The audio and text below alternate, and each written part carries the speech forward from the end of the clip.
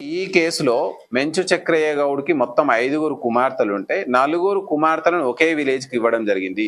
పెద్ద కుమార్తెని ఊర్లోనే ఇవ్వడం జరిగింది. కనకటి స్వరూప, వాళ్ళ భర్త పేరు ఉప్పలయ్య, వీళ్ళిద్దరు ఇన్వాల్వ్ అయి ఉన్నారు.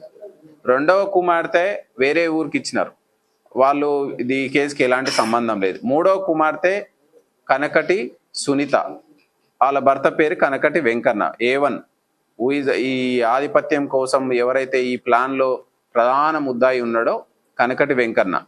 అదేవిధంగా చివరి కుమార్తె 5వ కుమార్తె మనకు కనకటి కళ్యాణి, వాళ్ళ భర్త పేరు లింగయ్య. వీళ్ళిద్దరు కూడా ఇన్వాల్వ్, అంటే మొత్తం 3 అల్లుళ్ళు 3 కుమార్తెలు ఇన్వాల్వ్ అయినారు.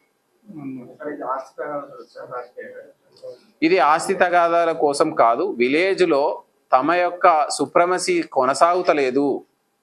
ఈవెన్ మేమందరము, ఎందుకంటే కనకటి వెంకన్న అనే అతను గతంలో మండలంలోనే ఒక ఆధిపత్యం చెలాయించినటువంటి వ్యక్తి. విలేజ్కి వచ్చేసరికి వాళ్ళ మామ మెంచు చక్రయ్యదే నడుస్తుంది, ఇతను అడ్డు తొలగిస్తే నాకు ఎలాంటి తిరుగుండదు అనేటువంటి ఒకే ఒక రీజన్